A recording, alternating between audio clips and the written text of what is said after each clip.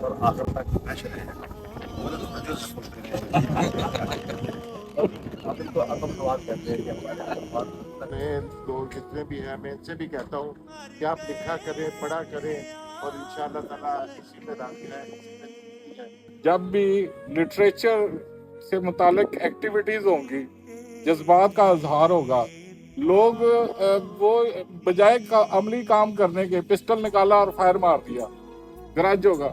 کم از کم کوئی شاعری ایک ایسا میڈیا ہے جو کیتھارسس کرتا ہے اپنے جذبات کو، جو وہ بندہ باہر نکال کے شفٹ کرتا ہے عوام کو کہ یار میرے